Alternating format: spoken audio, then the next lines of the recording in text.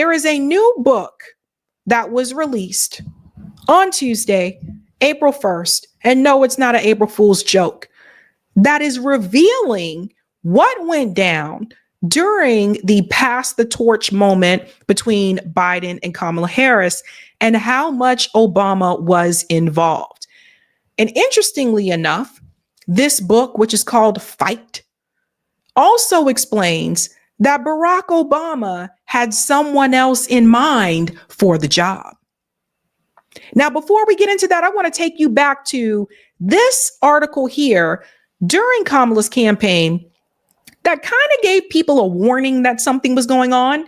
This was July 24th of 2024. Obama doesn't believe Kamala Harris can beat Trump, which is why he hasn't endorsed her, sources say. Before this article was released, I did a show discussing how people thought it was strange that Obama hadn't endorsed her yet at that time. And I predicted he probably didn't endorse her because he doesn't think that she can beat Donald Trump. Then this article came out. So it turns out I was right about that. We'll go into this a little bit, and then we're going to get into that book that was released. Following President Biden's shocking exit from the race on Sunday and his immediate endorsement of the vice president, most of the Democratic elite have been quick to rally behind Harris, but Obama is a notable exception. Obama is very upset because he knows she can't win, the Biden family source told the Post. So that was just a reminder there. He knew she couldn't win. That wasn't supposed to be revealed publicly, apparently. But now this new book that just came out is definitely not going to make Barack Obama happy. He's very big on his legacy. He's always talking about this. Like, he cares more about how he will be remembered and what people will think about him. So that's a big deal to Barack Obama. And so this book is not going to benefit his legacy. Now, the authors of this book, they are two journalists. They have been on MSNBC. They've been on The Hill Rising. They were on Breaking Points. They are making the rounds. Let's get into part of that conversation on MSNBC. They have a lot to say. Again, the name of the book is called Fight: Inside the Wildest Battle for the White House, and it is now officially on sale. Let's get into this here. This is Jonathan Allen. So President Obama absolutely did not think that Joe Biden should continue, according to our sources close to President Obama. And he also didn't want Kamala Harris to be the replacement for Biden. He didn't think that she was the best choice for Democrats. And he worked really behind the scenes for a long time to try to have a mini primary or an open convention, or mini primary leading to an open convention. Heard it here first, folks. Barack Obama did not want Kamala Harris to be the nominee, but he also didn't want Joe Biden to be the nominee. Everything that you saw out on that stage, whether it was Obama speaking at Kamala rallies or the DNC convention, all of it was fake. These people are actors. I always said if politics don't work out for them, they can just star in the movies. They're actors. And I think Obama got an Oscar there because he sure as hell acted like he wanted her to win and he wanted her there. And I go back to the moment when Barack Obama said to the room of black men, the problem is you brothers. You're not coming out to support her the way that you came out to support me. That was all an act. He didn't even want her there. Fake it, fake. Let's go on more. Did not have faith in her ability to win the election. So, and as it turned out, she didn't win, but he was really working against her. In one moment, he had set up a phone call with Congressman Clyburn from South Carolina on the day that Joe Biden handed off the baton to Kamala Harris. And Obama had set up a call with Clyburn for like 5:30 that afternoon. And Clyburn thought to himself, this guy's going to try to rope me into the open convention thing. I better get my endorsement of Harris out there fast so that this is a short conversation. Wow. So that's, and when Harris talked to Obama on the day that Biden handed off to her, Obama was unwilling to give his endorsement then. Wow. I'm sorry, what? So now you're starting to hear this is where Jim Clyburn comes into play. Now you find out that the reason why Jim Clyburn rushed to endorse Kamala Harris is because he didn't want Barack Obama to convince him to join him with the idea of the open primary. So he rushes to endorse Kamala Harris because he didn't want to get roped up in that. Kamala Harris then contacts Barack Obama asking for endorsement, and he said, "What? Let's go back. What? See, now it's all coming back. Protect these people. Protect these people." First talked to Obama on the day that Biden handed off to her. Obama was unwilling to give his endorsement then. Wow. You know, when she spoke to Obama the day that Biden contacted her and said, "I'm, gonna nominate you, kid. It's gonna be you, kid." You guys know how Joe Biden talks. She spoke to Obama then. And according to this book, Barack Obama did not want to give Kamala Harris his endorsement at that time. How would you guys feel? Is that not a slap in the face? Because if he wasn't ready to give you his endorsement, that tells you right then and there, he don't believe in you. You know that he doesn't think that you were ready. You know he didn't want your ass. Good question, MC. MC said, so why did she run? I think part of it could be optics. Like, it would look bad if she decided not to. People would ask questions. Why are you skipping over the VP? All these kinds of things. But I think she still could have gone through like the open, having like an open primary. She still could have gone through that. Very funny saying that because there were people who were running against Joe Biden. There, RFK Jr. before he left the Democratic Party, RFK, Marianne Williamson, Dean Phillips, they were all running against Joe Biden. And if they would have had a real primary and had a debate, they wouldn't have ended up in that situation. Who knows? Hell, they probably could have won. But that was what they decided to do. But he didn't want her. Amy, we always look back in retrospect and think things were a certain way, just because it's the way the media at the time defined it. I remember after Biden's shockingly bad presidential debate, that's when like the history books were starting, you could just see that was going to be the reason why he was pushed out of the race and he was doing badly.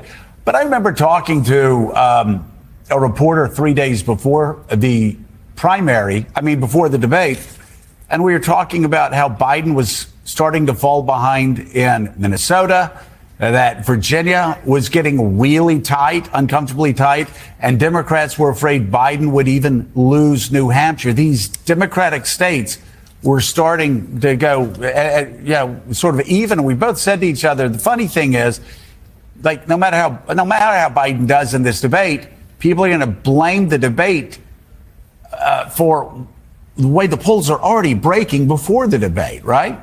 Yeah, exactly, Joe. And that's exactly why his advisors felt the need to jump in and kind of switch up the narrative. They knew they were looking at polling. He was looking at polling, and they knew that he was losing. And so they needed to do something, even though there was an advisor, Anita Dunn, who was against it at first. Nancy Pelosi went to Biden and said, you don't need to debate him. Why would you sink to Trump's level and debate him? So there were people who didn't want to debate him. And then, of course, they felt the need to. So there he was. But, we take you inside the book. And what's fascinating is that none of these leaders are gathered together. We have Nancy Pelosi sitting in her living room alone watching. We have Jim Clyburn, who John just mentioned, sitting alone having a drink. And meanwhile, as the debate is unfolding, their phones are blowing up. Mm-hmm. And that is when everything unfolds and unravels from there, and the 24 days continue. And so, Jonathan, in some ways, the debate that night spilled out into the open the concerns that a lot of Democrats had had privately about Joe Biden and his ability to carry out another term, and that he was slipping and all the other things that became apparent at the debate. So there has been reporting in the last several months from a lot of people and saying, I told you so, and Democrats in January of 2023 privately talking about encouraging him not to run for re-election. What did you find? How serious were those challenges internally among Democrats? And was it because they thought he was simply too old? I'm sorry, but a lot of this I have to laugh at, to be honest with you, because they refuse to have a real primary. They refuse to allow the people who were actively running against Joe Biden to have a debate. And I think if the American people would have seen the other candidates on the debate stage running against Joe Biden wouldn't have been the nominee. Unless, of course, the DNC would have moved things around. You know how they like to fix things. But I don't think he would have been like that. That's the thing, the point. Like, this happened to the Democratic Party because you guys tried to cheat. As usual, you tried to keep things. Let's just maintain the status quo. Let's just pretend these other nominees, these other candidates don't exist. So this is called karma. That's what this is. It's karma. By the way, I want to remind everybody that Kamala Harris wasn't even supposed to be. The original running mate that Joe Biden wanted was Amy Klobuchar. Now, don't get excited. She cuckoo too. She has thrown things at staff members. She's a little wackadoodle. She also was not against stopping, did not support Stop Line 3. That was another thing. She's out there in Minnesota. Obviously, yes, that does impact like her state.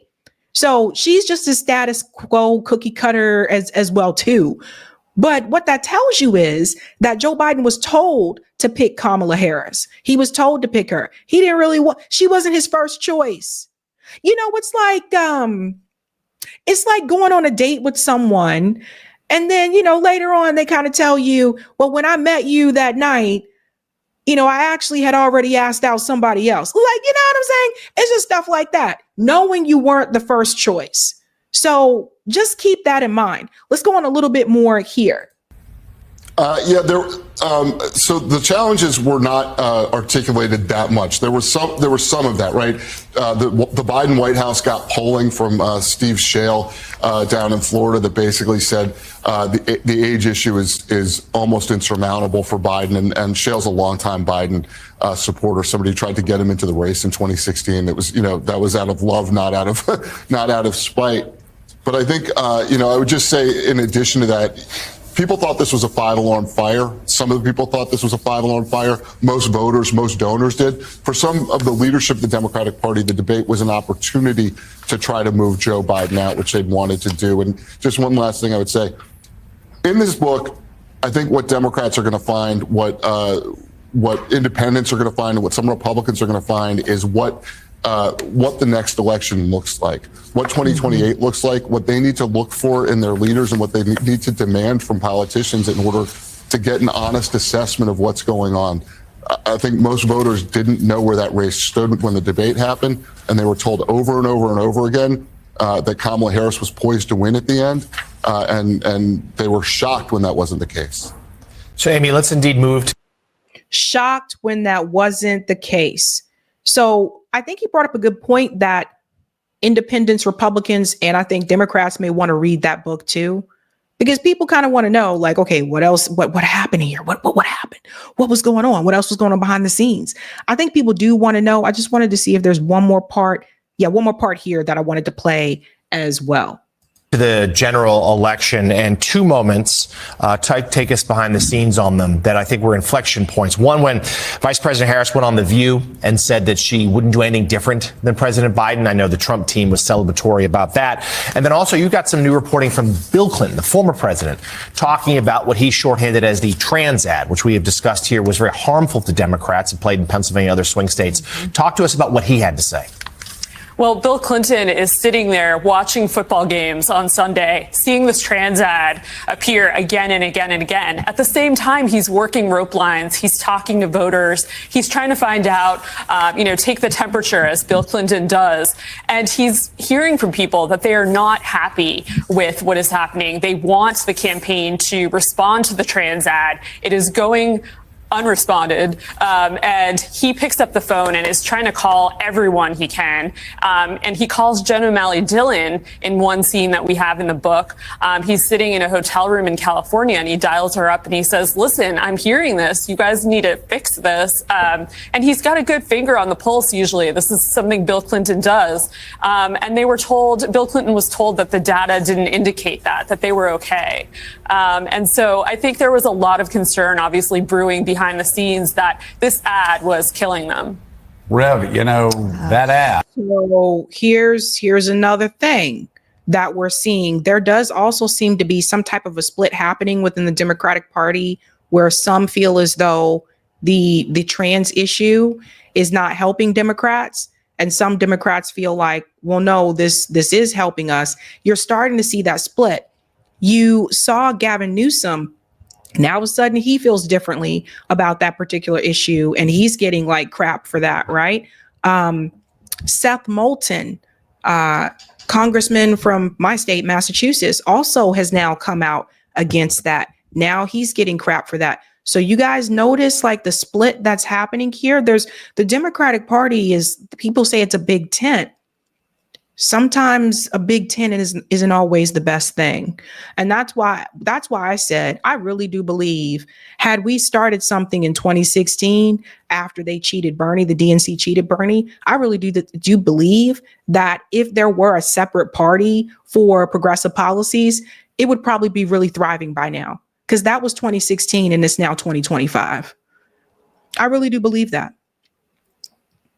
So I don't know. I mean, it's so many different things now. Like now you look back and you look at what could have been done and what people are asking to get done.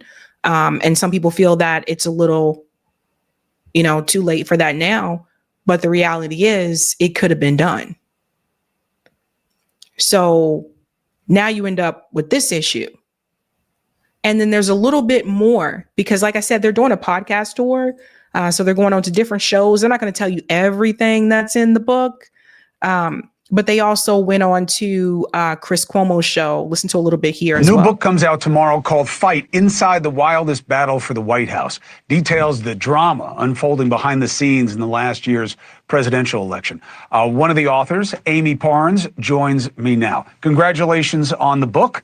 So why do you want people to read the book? The first sell is the shock that the ticket Walz and Harris felt on election night. What do you know?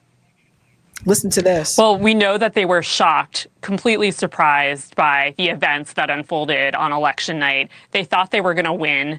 And, when they were told that they were losing in the final hours and that they had lost, there was complete silence and shock, and they were just dumbfounded by what was happening. But Chris, I think people should read this book because John and I are journalists in the truest sense. We call balls and strikes. We are not one-sided. This is a book that Democrats can learn from. This is a book that Republicans will enjoy because you can watch the train wreck. Everyone gains from reading this book. I like the sell. The role of Biden, Amy, there are two schools. One is he was resistant to the change and stayed resistant throughout. The second was he was resistant to the change, and then he said, all right, I'm going out, but it's going to be Harris, and that he didn't want a primary. What did you find out? Yeah. Well, so we know that there is a secret meeting going on in the final minutes before President Biden drops out at the time. It's at the Naval Observatory. It's in Kamala Harris's pool house there. Her advisors, her closest advisors are gathered, and they're talking about what happens when and if Joe Biden drops out. We find out that he does drop out there, and one of her aides rushes in to be with her. Biden doesn't want to immediately endorse her. He wants to kind of let the moment sink in and then endorse her a couple of days later. And she says, no, I need your endorsement right now. That part right there, that's another part that we were not privy to. When Kamala Harris talked about the story and when Joe Biden was interviewed and he talked about how this exchange went down, passing the torch over to her, both of them said that, Joe contacted Kamala and said, I want you to be the nominee. I think it's time for me to, skedoodle. Long story short, and I'm going to endorse him. When Kamala Harris had that interview, remember, she said that, and he offered me his endorsement. Turns out that's not really the way things went down. Turns out she had to ask him for it, and he wasn't ready to give it to her. So now we know Biden didn't want to endorse her.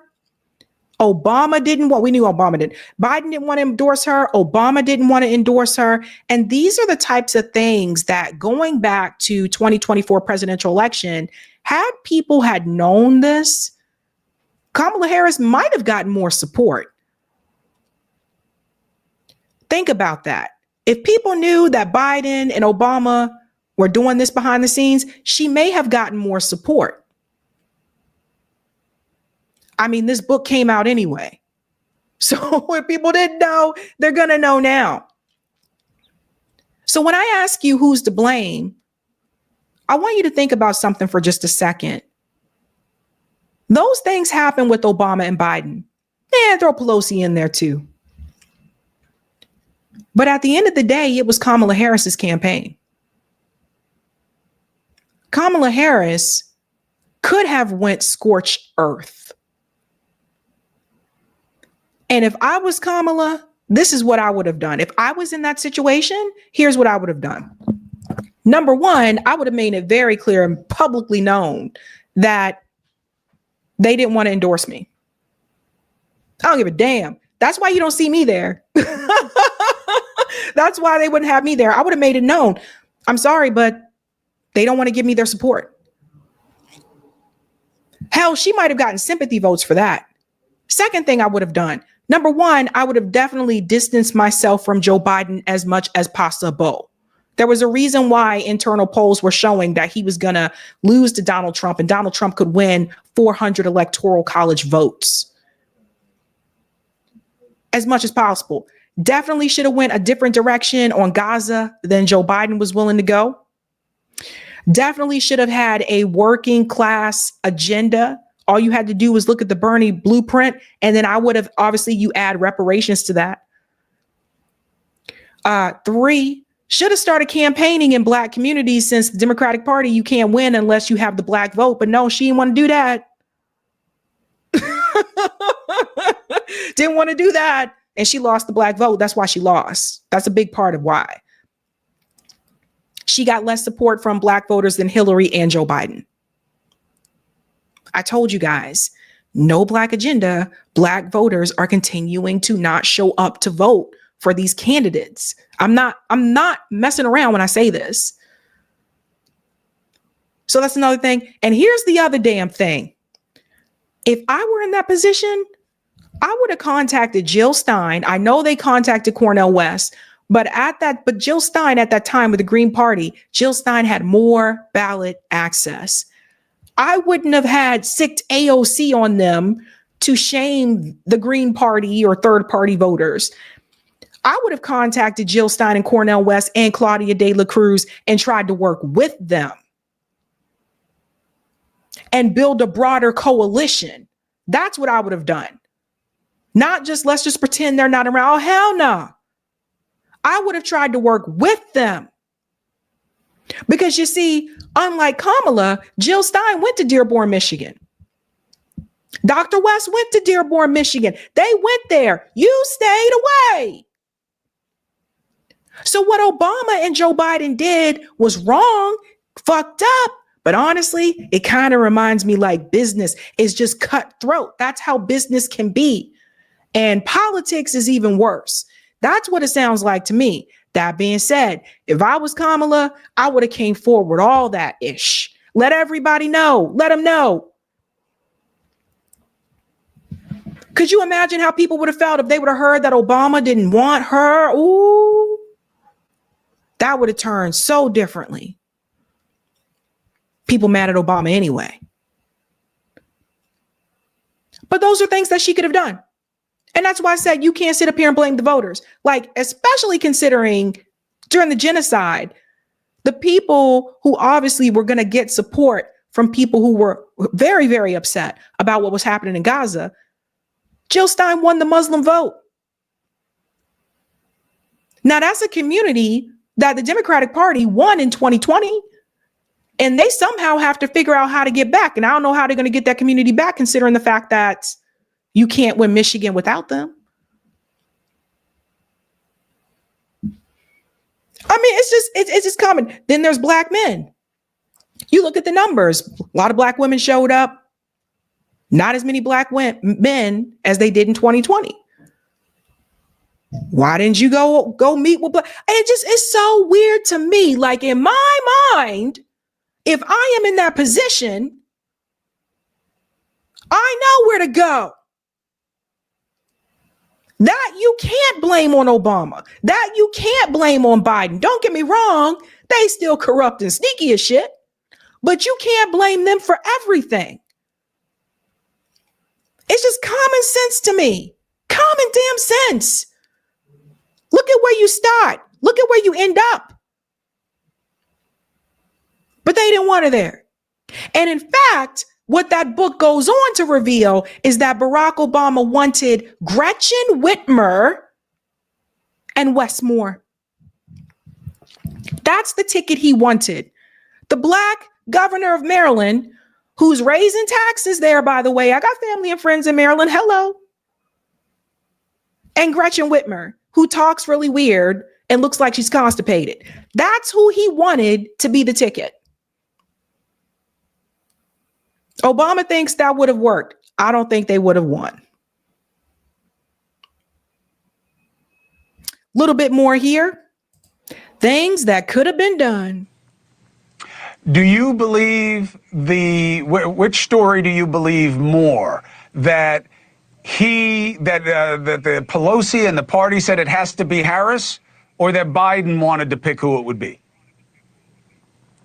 I think that Pelosi and the party, they were very squeamish on Harris going in. We have reporting in the book that says he goes, she goes. I think they wanted, a lot of people wanted a primary, and but it was a little too late for that. And that is kind of payback to the Democratic Party. She said a lot of people wanted a primary, but when you had the opportunity to have one, y'all shut it down. And you guys said that Biden is the candidate. This book, I think that everybody should check out. And no, I'm not sponsored by these people. Let me make very clear, I'm not sponsored by these people. None of them told me to promote this book. But I think regardless of your political ideology, maybe you should read that book, because it'll show you just how corrupt the damn system is, how it's so corrupt.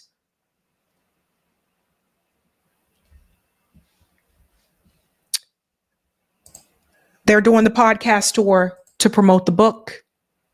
So you can find them in a number of places. But I don't think that this book is going to look good for Obama. Who do you think is to blame?